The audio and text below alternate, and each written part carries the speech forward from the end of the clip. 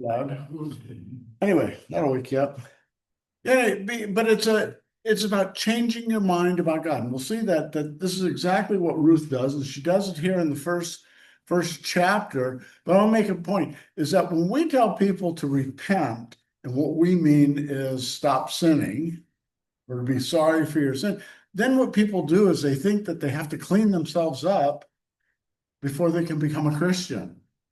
And that's not the case at all. You just come.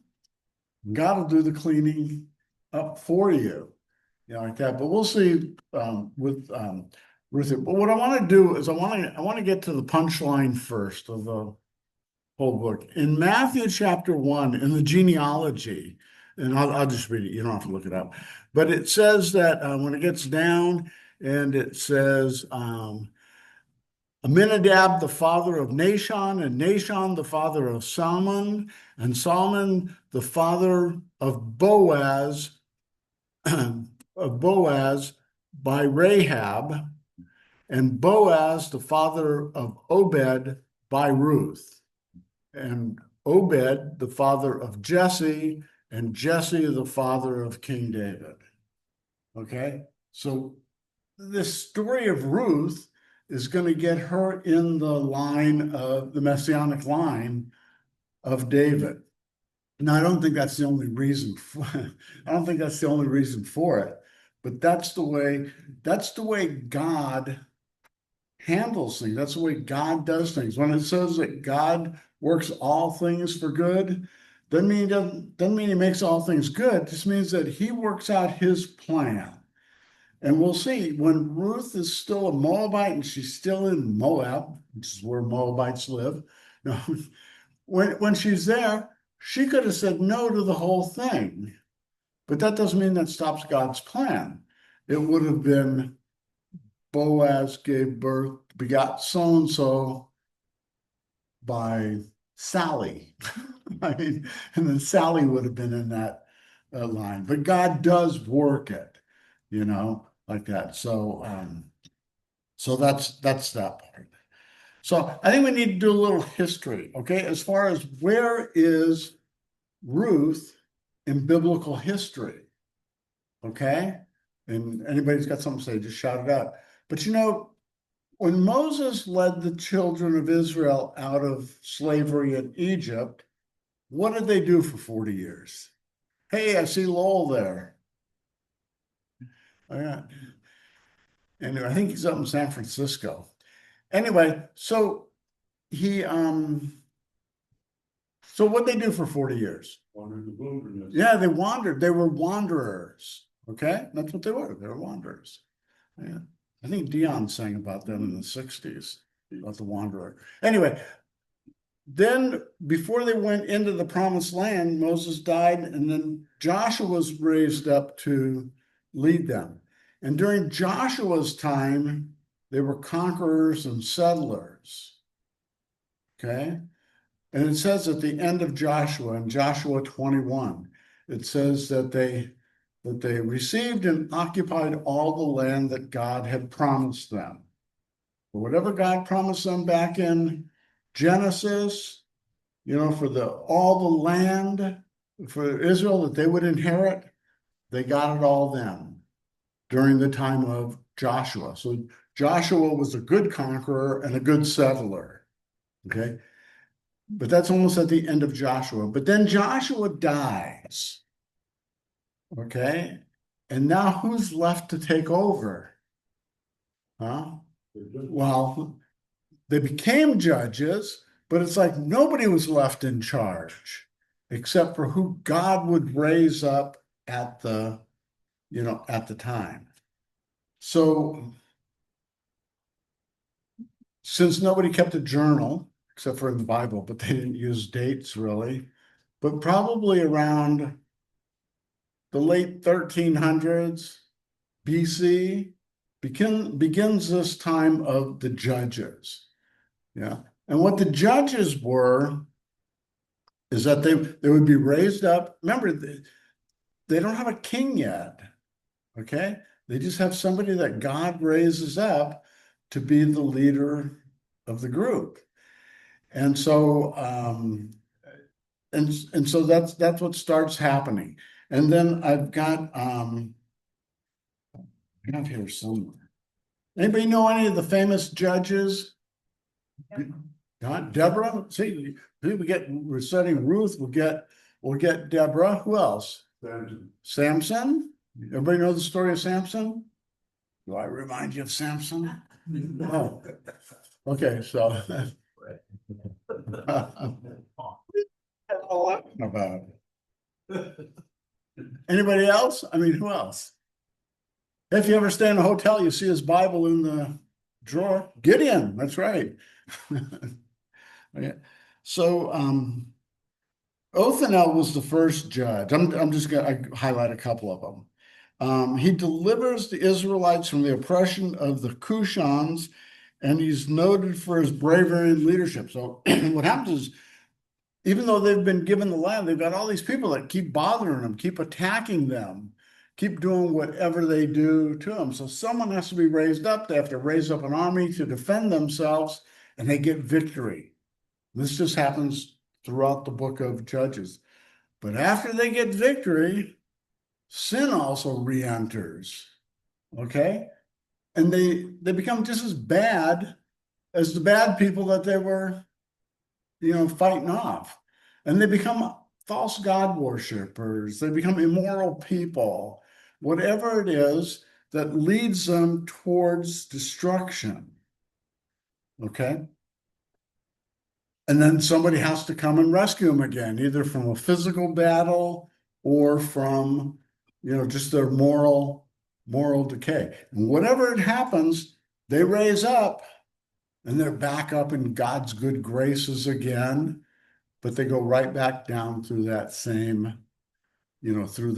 cycle, which is going to end with probably their biggest sins after the time of Samson, is you get into first Samuel, and now the people they're demanding of God, they want a king. They're basically saying, we don't want to be under your rulership. We don't want to be under your theocracy. We want to have a king like all the other nations have a king. And what does God do when people say, yeah, he says, okay, I'll give you what you want. You want meat? I'm going to fill your mouth with all these, quail, and you have quail all day until you're sick of it. And so we're going to get into, we're not going to get into, but then they get into Samuel.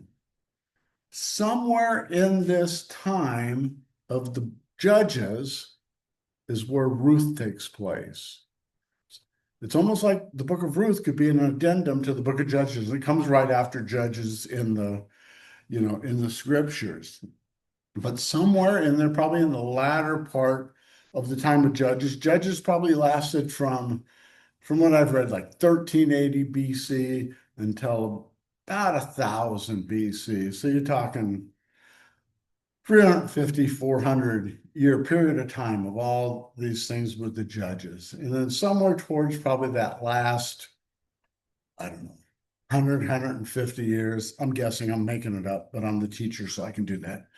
Like that is where, the book of Ruth comes in, okay? Just so it's set in history, because a lot of times, we just start studying the book of Ruth and we don't go into any of the background or we have to remember, all these people lived in space and time. They were real people living at a certain time, limited, they're either limited or enhanced by their surroundings and the times that they lived in. Sometimes it was beneficial for them, sometimes it was detrimental. Where we live today, we're all somewhat of a product of this culture, of this day and this age. We're probably in the first generation of people in all times that has had all this advance in technology going as fast as it's gone. Now, I don't think anybody in history has ever had to deal with, not I'll say it, had to deal with all of those kinds of changes. They may have had to worry about marauders coming in and chopping off their heads and burning down their houses, but they didn't have to live with, what are we up to? iPhone 18 or something? Yeah, all these kinds of changes. I was reading something that I I forget which generation it would be. If it would be Generation Z or what was before Generation Z? What was it? No, X was, pardon? No, yeah, probably the millenniums. Anyway, one of the, maybe it was Gen Z, is the first generation to have not known electronics at any point in their life. I mean, of the digital kind of, things that, because like my kids are uh, Gen X, they're one's in their 50s and the other two are approaching, but they had a whole bunch of years. I mean, all the way through college without computers and iPhones and internet and all that. Now they can't get away from it, but yeah, so we're all products of our time. So whatever we read about, like it's happening in Ruth, is just a product of that time. Ruth's called the Moabite. And it seems like throughout the book, she's always called Ruth the Moabite, or somebody refers to her, they refer to her as the Moabite. So I guess you always hang on to what you were. I don't know when you're old enough that she would become Ruth the Israelite, because she lived maybe her next 50 years in Israel. But she didn't have it as bad as Rahab. I mean, Rahab was the prostitute for the rest of her life. You refer to Rahab, you go, Rahab the prostitute. So let's see. Okay, on your map, do I have the map? Where's the map? On your map, I don't know if it's on my map. I can't find my map. On the map, because we're gonna read well, let's go to Ruth. Let's just start there and we'll start going through it and we'll comment as we go along. It says, in the days when the judges ruled, and that's what we just covered, okay? Is that in the days when the judges ruled, and then so you're going back to that time when everything that we discussed about the judges, who they were, what their time period was. There was a famine in the land, and a man of Bethlehem in Judah went to sojourn in the country of Moab, and he and his wife and his two sons. Okay, so here's the map. If you look at your map, and what I did was the red line is the route of travel. In fact, I think they used my map to get there. Okay, but anyway, that's where they went. They went from Bethlehem to east of the Jordan River, and then down to Moab down here. Now, Moab is here at the bottom. Edom is below Moab, but it wasn't on the map that I printed out. And to just give it reference, this is why you got the purple writing on there. I just sat down this morning and did it because I had Manya print these out, but I had to add the writing just to show you that back in Joshua's day, when they settled the land, divided up with the tribes, 2.5 of the tribes settled on the east side of the Jordan River, okay, which is the side that they went to when they left Bethlehem. So you had Reuben, Gad, and half of the tribe of Manasseh. The other half was on the west side. So that's where they journeyed. Anybody know what Moab is today? Do you have to call your travel agent? It's no. Huh? Country of Jordan. Jordan, right. That's where Jordan is. Now think about this in modern days. Okay, if you look at your map, what you've got the Jordan River, you got the Dead Sea, and so you got Israel here and you got Jordan, okay? And Israel's made up of, what they want to give to the Palestinians is called the West Bank. you know? And it's called the West Bank, even though it's on the eastern edge of the river. It's called the West Bank because everybody considers it part of Jordan. So it's Jordan's West Bank, you know? Anyway, so it just goes, I mean, all this stuff is still the same in modern times. Now back then it wasn't called the West Bank, it was just called whatever it was. Well, Moab's down further, but I mean, I'm just saying somewhere along the Jordan River at least. So anyway, so that's the setting where where this is taking place. The Moabites were descended from Moab, who was he was conceived illegitimately by Lot and his oldest daughter. Talk about scandal. But it wasn't Lot's fault. Okay. Okay.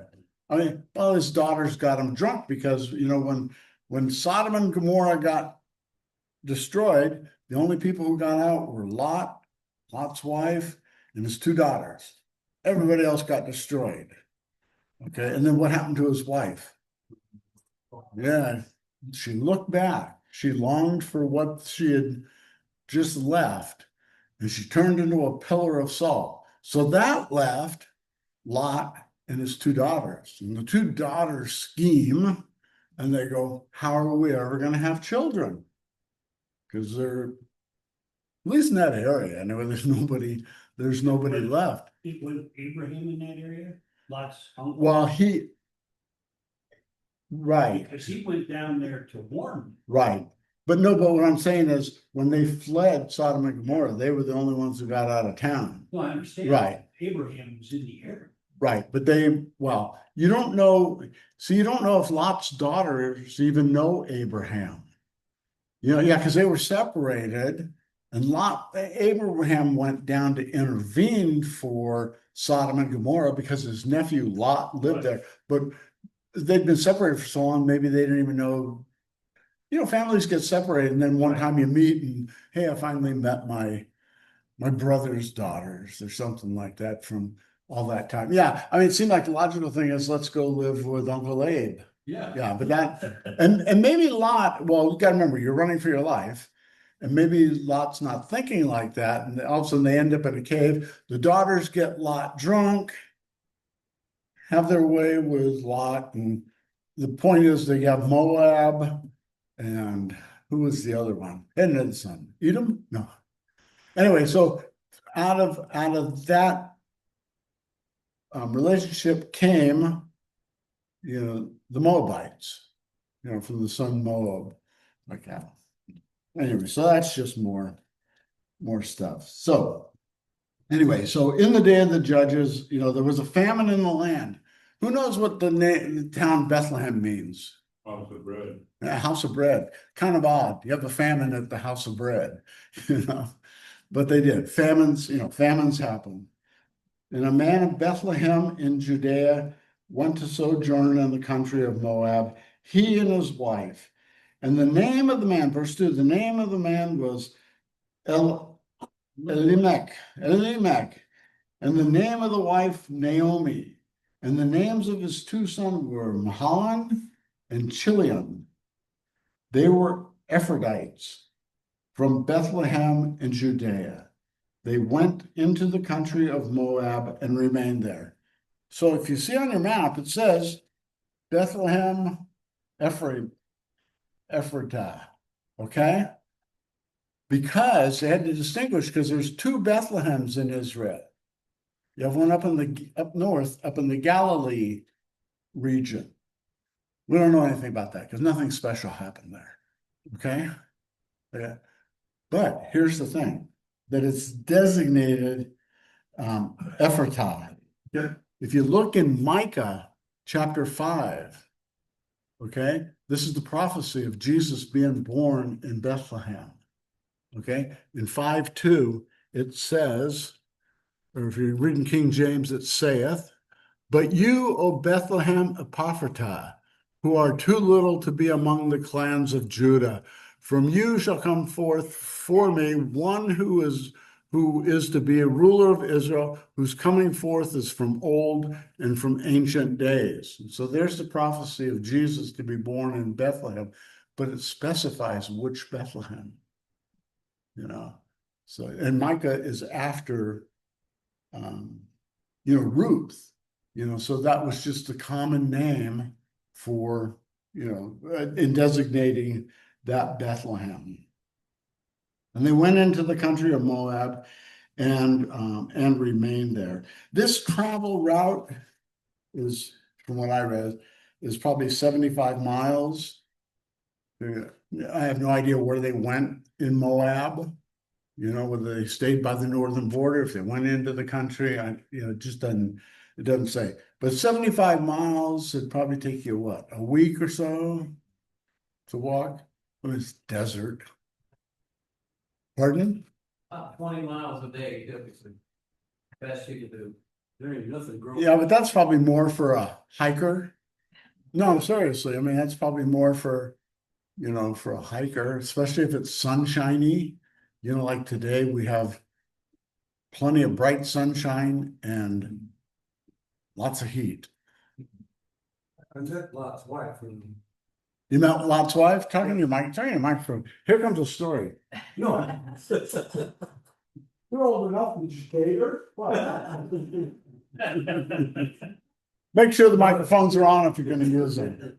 We've done, but see, turn your back, turn back around real quick.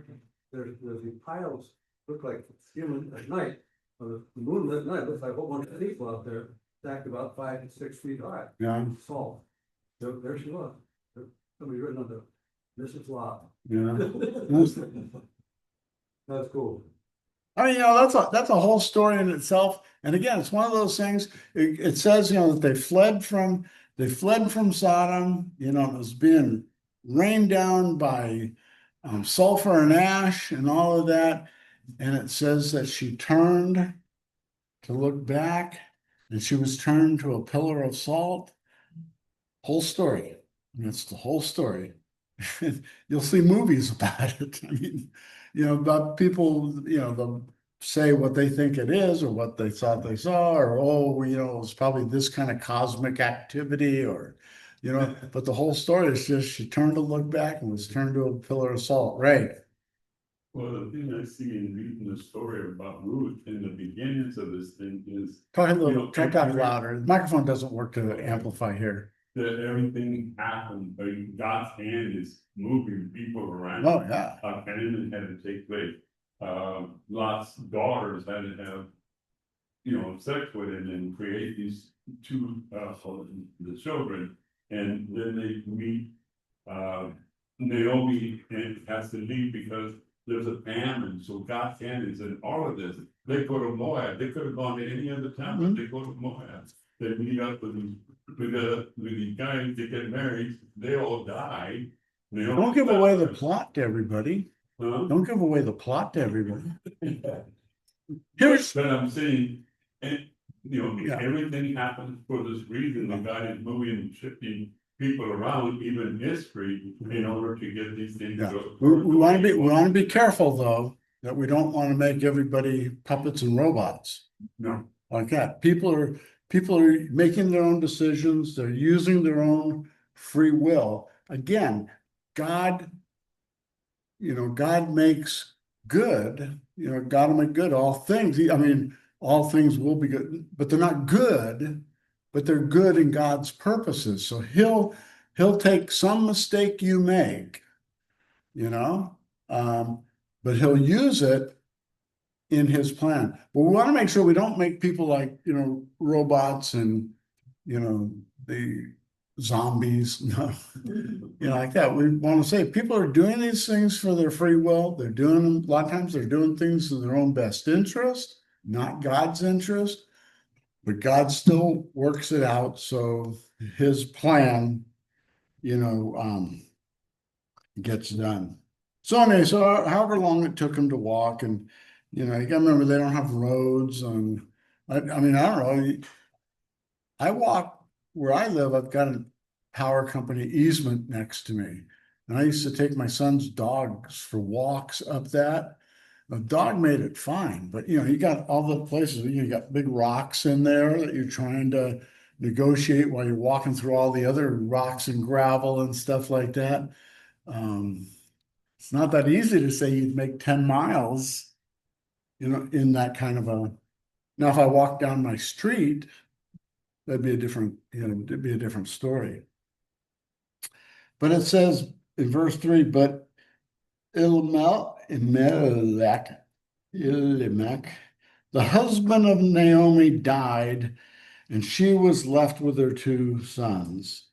Now it makes it sound like he died pretty early. I mean, like they had just gotten into Moab, left her and her two sons. The sons probably weren't of marrying age at that time, even though they were probably married young.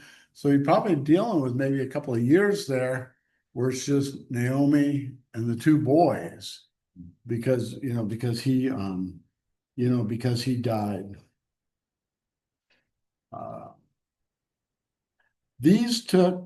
So it talked about the two sons. It says none of the two sons in verse 4. These took Moabite wives. The name of the one was Orpah. I always want to say Ophrah.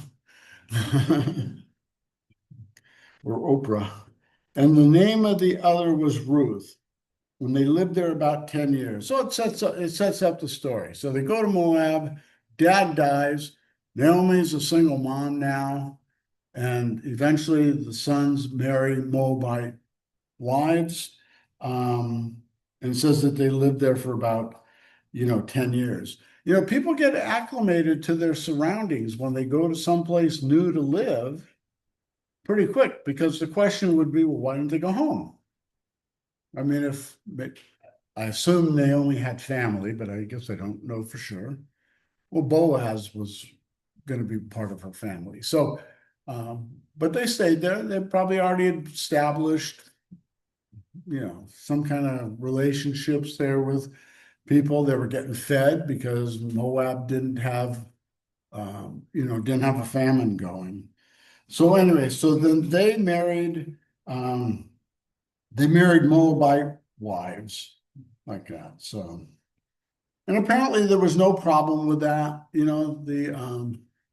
The law had forbidden marriage to several of the other groups, the Gershites, the Hittites, the Termites, whoever they were, but apparently not in Moab. I think being forbidden to be with the Moabites came later on after this.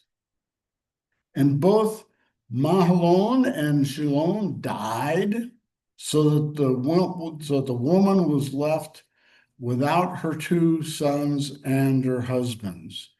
We're talking about bad times for Naomi. Okay. And when we hear Naomi talk about it later on, it's almost like she's a female version of Job. What God has done to me, what God has led me into. When I think somewhere down there, she's going to say, I left with plenty and I come back with nothing. Which I don't know how much plenty they left with if they were fleeing a famine, but I look at her, she's kind of like a female, she's kind of like a female Job. So then in verse 6, then she arose with her daughters-in-law to return from the country of Moab, for she had heard in the fields of Moab that the Lord had visited his people and given them food. So word travels. I mean, this is something, is that that word had traveled from one country to another, that there was food now in Israel. Maybe a whole bunch of people went to Moab. I mean, we don't know. Maybe they all went in a big caravan of, like a wagon train or something like that. We don't know because it doesn't say. But maybe all the Moabites are there and they're thinking, look at all these Israelis coming, these Israelites coming. Why are they coming here? And they go, oh, well, there's a famine back at home, so we're coming here. So maybe they're listening pretty closely to find out when's this famine going to be over. But when the word came out, it said, for she had heard in the fields of Moab that the Lord had visited his people and given them food. So you see that godly interaction there that's happening. So she set out from the place where she was with her two daughters-in-law, and they went on the way to return to the land of Judah. So I find this a little bit confusing. I mean, only because she's going to tell them later to go back to their parents, go back to their mothers. But she didn't do that. She didn't say, I'm leaving, you guys stay here, go back to your mother. It says that kind of like they took off together. Now, maybe their homes were on the way. Maybe they're down here, the homes are up here, Bethlehem's over here. And as they're going, maybe they get to a certain point where the mothers are. And they say, go back to mom's house. Anybody have any ideas? Anybody get anything from the movies? No. Okay, so it says, but Naomi said to her two daughter-in-laws, go return to each of you to your mother's house. May the Lord deal kindly with you as you have dealt with the dead and with me. Naomi's trying to look out for them, because if they go to Israel, I mean, what's going to be in Bethlehem for two foreign widowed ladies, the daughter-in-laws, in Israel?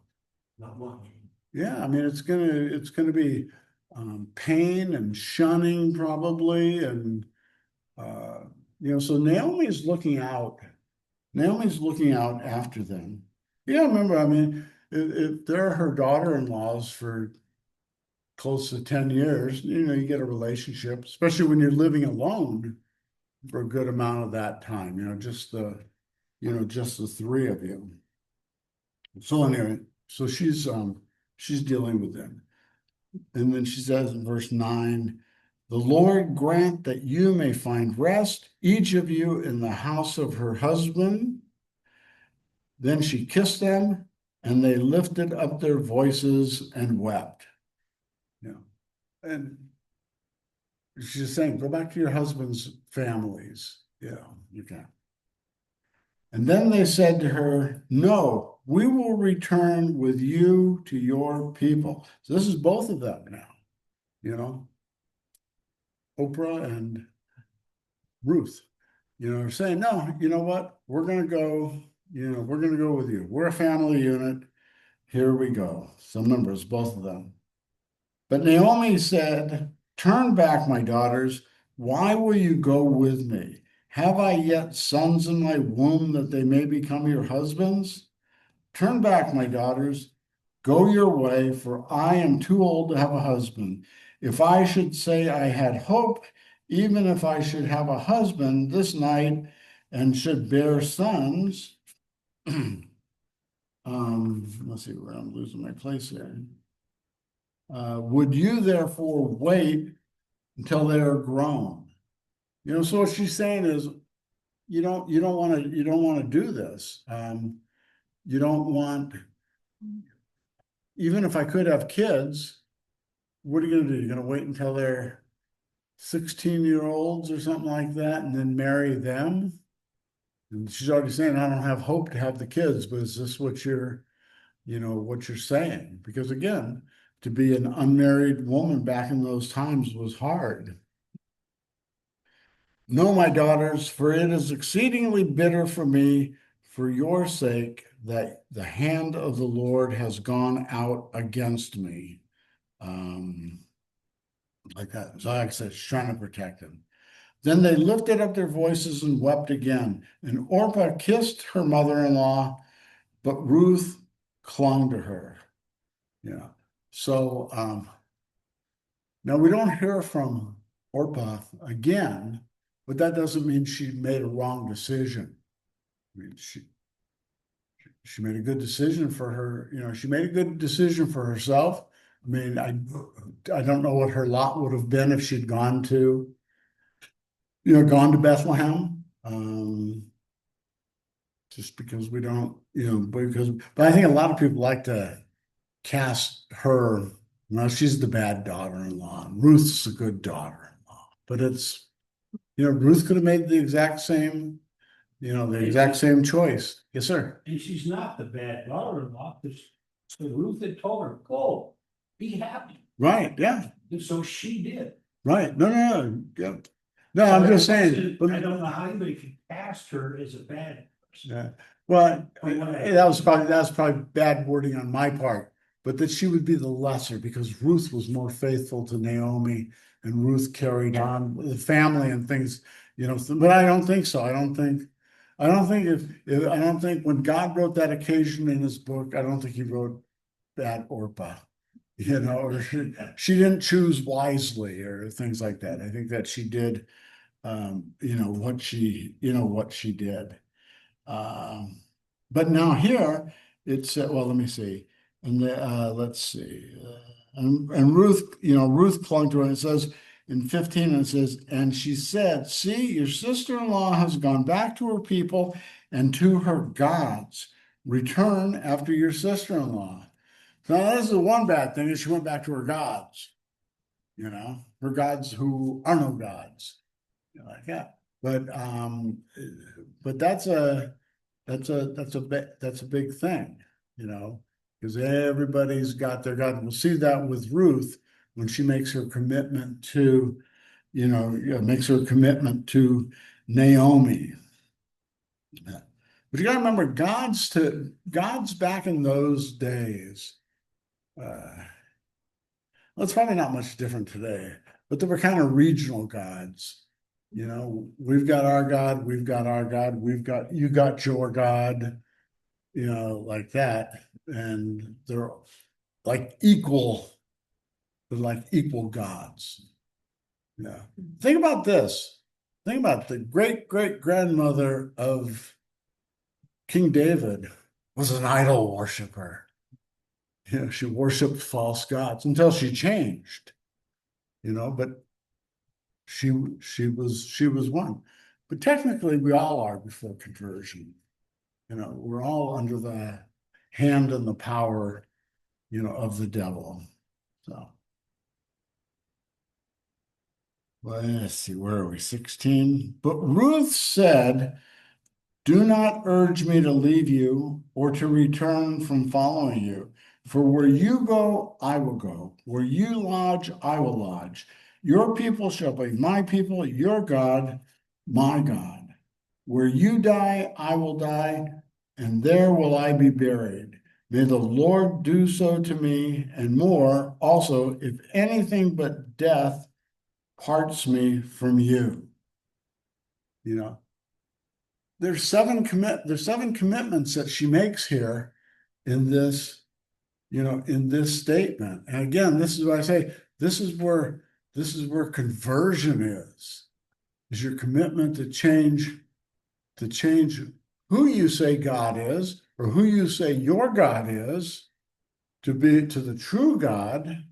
And then the commitments that she makes to stay with Naomi are the commitments that she's making to God also. So the commitments are the first one, for where you go, I will go. That's one.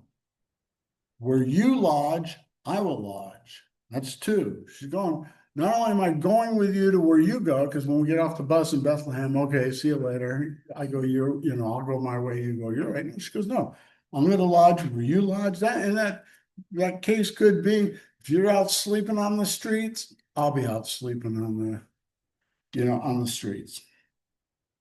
He said the third one is your people shall be my people. Like that. That's where she's committing herself to being a part of a people group. People do see this is all part of that conversion process also. And then you commit yourself to a church. It's not just I'm off by myself. I got myself saved.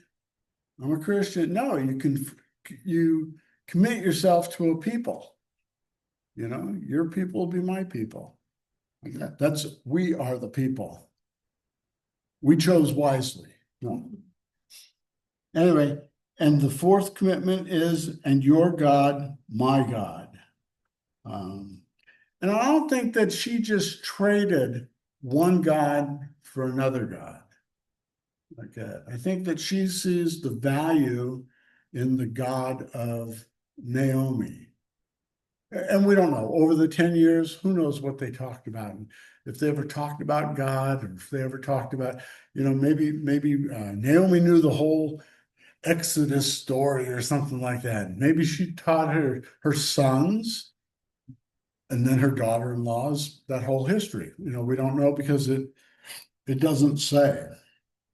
The fifth thing is where you die, I will die, and there I will. And the sixth one is, and there will I be buried. So this is the thing: is where you die, I'm going to die. I'm going to be with you until death.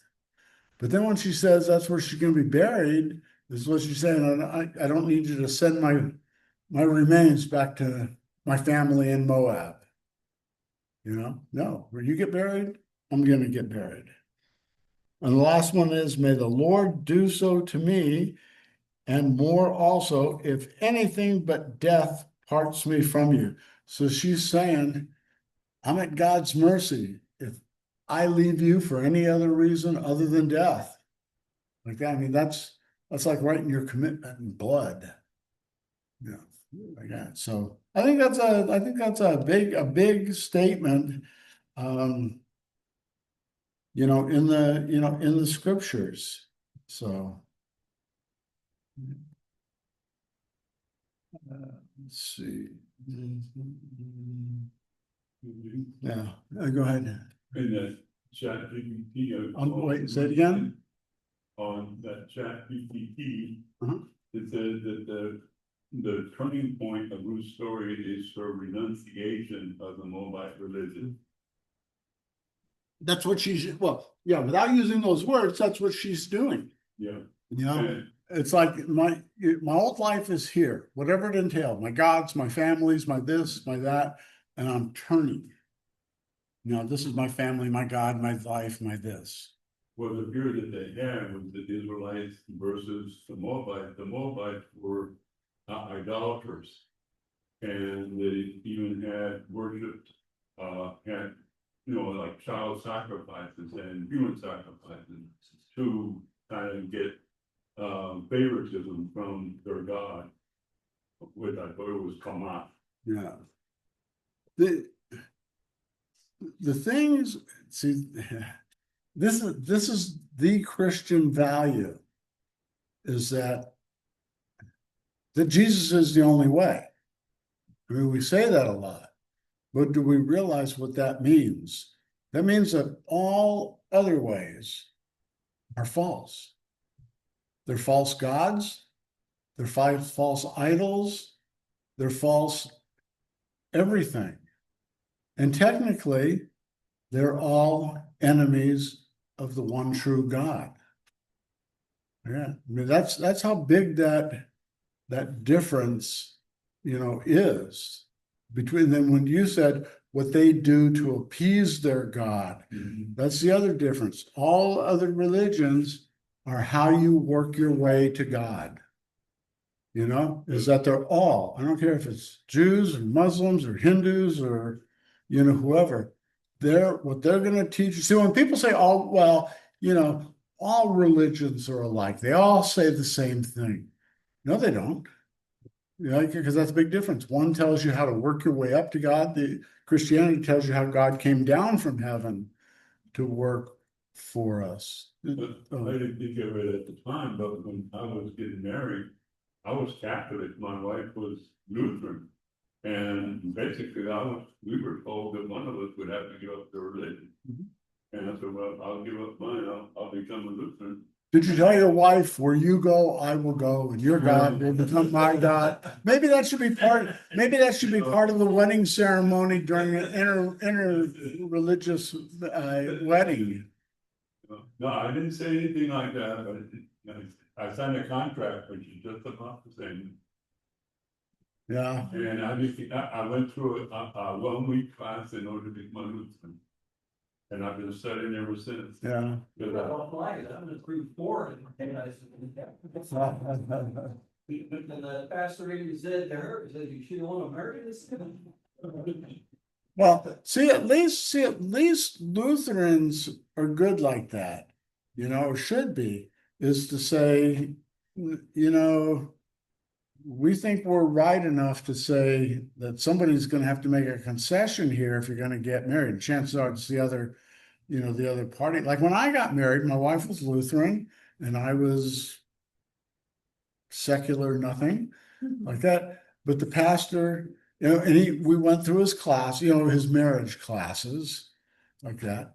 And but the one thing in the end, he said, and he didn't tell me to do it. He said, you have to think about this and then come back and make a commitment to it, though, is that you'll raise the kids Lutheran. Pardon?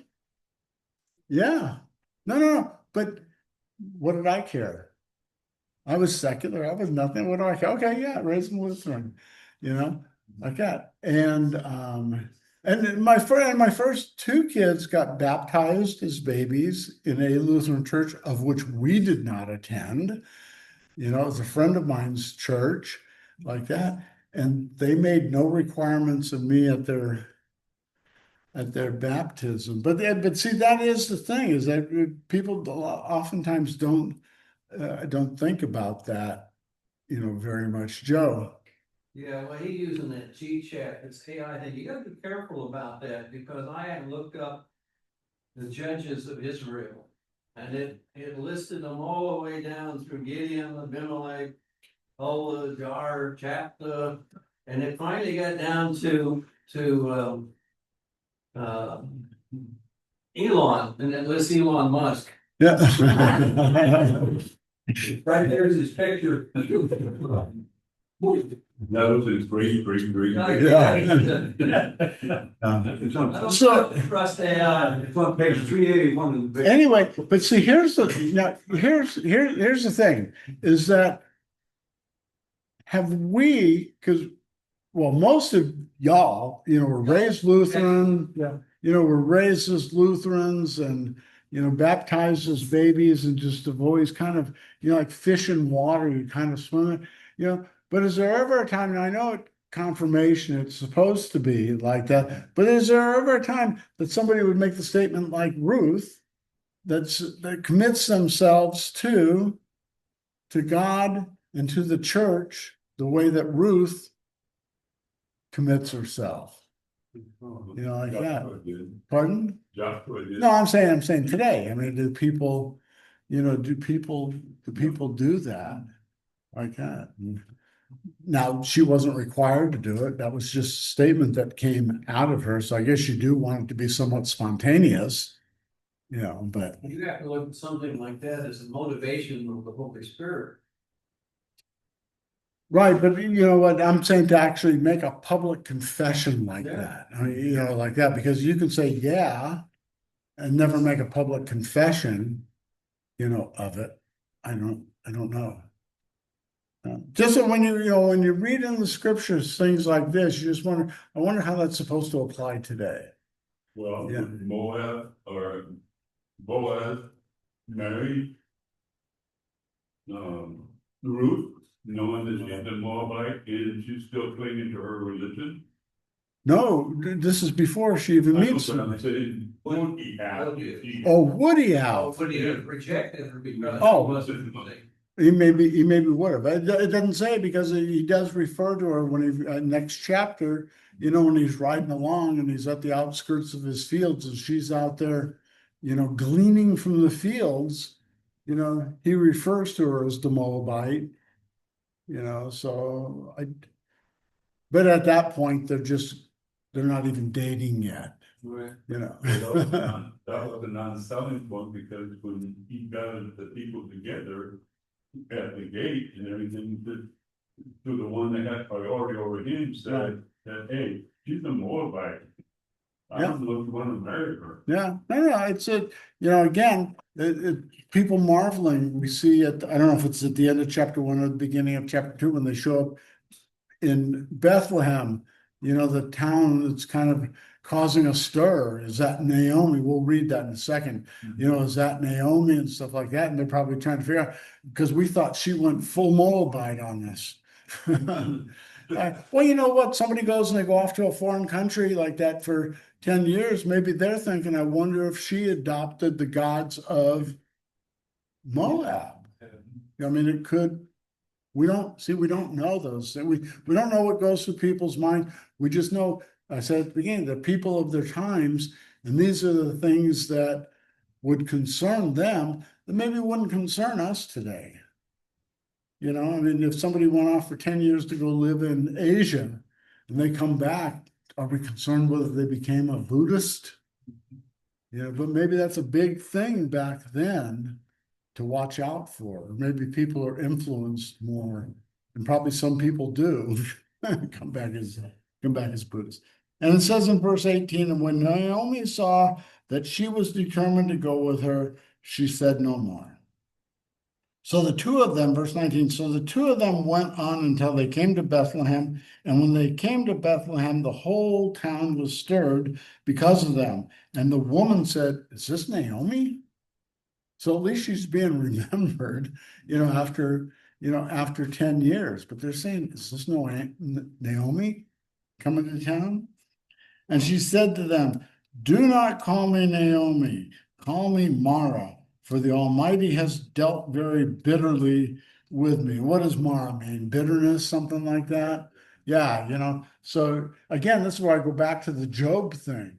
It seems like this is a female version of Job, is that I don't think we see her questioning God, but at least recognizing that God may be involved in whatever these miseries that, have come upon her. So, She was probably trying to make a decision. I'm sorry, what? based on She was probably trying to make a decision based on what she saw rather than what she really knew.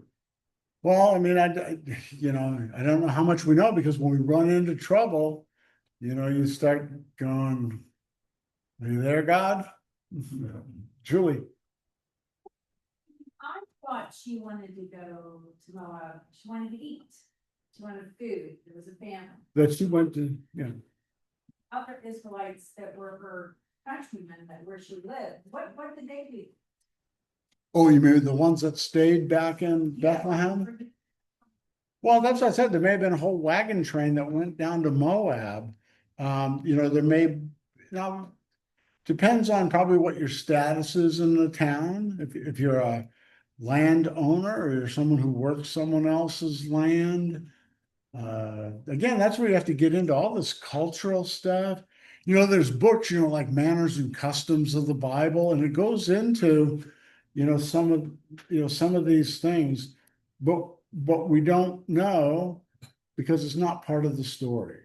And what the story has, got to remember, if you know anything about Boaz, is that he's the representative of the kinsman redeemer. And who is the kinsman redeemer other than Christ? So yeah, we don't know. And when they got word that God had ended the famine there, maybe he had ended it 3 years sooner. And word just kind of now, trickled in. Dennis. She, in the notes here in my Bible, the Almighty has dealt with me very bitterly, or made me very bitter. Naomi compares her experience in Moab to the Israelites' bitter slavery in Egypt. Yeah, the whole thing, right? The whole thing. What are the slaves? We're God's people. God directed us to go to Egypt because Joseph was there, and Joseph had made preparation, for us.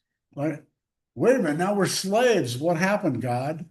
Better go back and read the playbook. I think something got screwed up, and they were there 400 years. So how many generations are in 400 years? Probably in the life of bricklaying slave, probably not too long of a life. About 10 generations, because a generation was about 40. Yeah, and I'm just saying, so it's a whole bunch of times that people are living there, that the people coming out the other end probably don't know who, who their people were that they came from.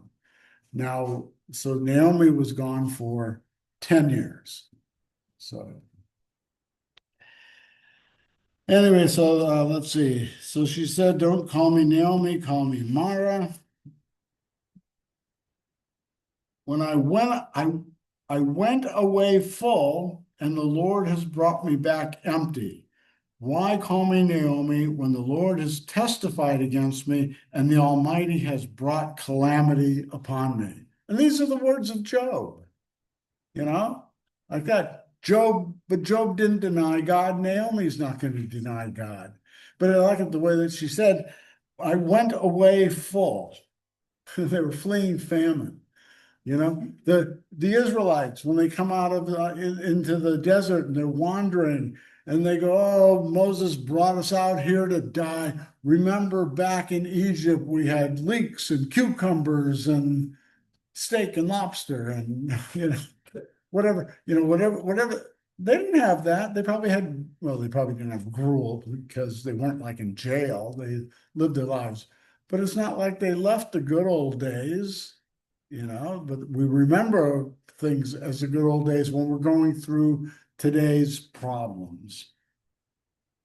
Last verse. So Naomi returned, and Ruth, the Moabite, her daughter-in-law with her, who returned from the country of Moab, and they came to Bethlehem at the beginning of the barley harvest. And the barley harvest, I think, is mentioned because they made their bread out of barley, amongst other things. And beer. And beer. Beer. That's right. Melons. So they were able to now have beer. Thank you.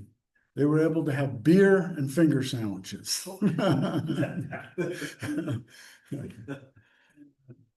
Anyway, so that's the introduction to Ruth. What the time period was, who those people were, what they went through, how Ruth got in the story, because Ruth couldn't get in the story without the famine. That's kind of what Ray alluded to, with God working these things out. But if we're going to have Ruth, a Moabite, how did she get to Israel? And we know all of that, but we know that they're dirt poor, and she has to go. When they used to glean in the fields, we'll see this next week, but when they used to glean in the fields, is that the law said that when you had a harvest, you could only harvest so much, and you had to leave some along the edges for the poor people so that they could come by and just, without having to trespass on your property and stuff like that, could gather up some stuff for themselves. And that's where we're going to find, Ruth. She's kind of like a day laborer in the fields. That's right. It's interesting because even today, when the grape harvest happens in the Bakersfield area, the harvesters are done, you can go and ask permission. You go through and pick what grapes are left. Same in the strawberry fields, along the tamarind area and all that. So it still happens today. I think it's that recognition that God has given us the plenty. Don't hoard it all for yourselves. Yeah. Obviously it's your field, it's your product. And so you need to make a living out of it, sustain your life, make a living out of it. You got to sell enough tomatoes to make ketchup at the big factories and stuff like that. But don't be sitting there raking every last tomato off of the field so you can make an extra, $100, leave it for the poor. Peter, it says, don't call me Naomi, call me bitter. Yeah. Instead of Mara. Mara, yeah. Bitter. Does it wait, open the, what is that? Is that the message? Cheers, yeah. Oh, no. Anybody have an old King James? I'll have to look it up. I was just wondering if in all the English translations, it was always called daughters-in-law. Or if that's a more modern. Yeah, I'd have to look. I'd have to look in the Hebrew lexicon to see how they translated out of the Hebrew. Maybe it's always been called daughters-in-law, always been called in-laws. I don't know. So, okay. We're done. Any last questions? Okay, let's close. Pardon? Yeah. What'd you say? You've done it again. Oh, okay, let's close with the Lord's Prayer. Our Father, who art in heaven, hallowed be thy name. Thy kingdom come, thy will be done, on earth as it is in heaven. Give us this day our daily bread, and forgive us our trespasses, as we forgive those who trespass against us. And lead us not into temptation, but deliver us from evil. For thine is the kingdom, and the power, and the glory, forever and ever. Amen. Very good. Thank you all.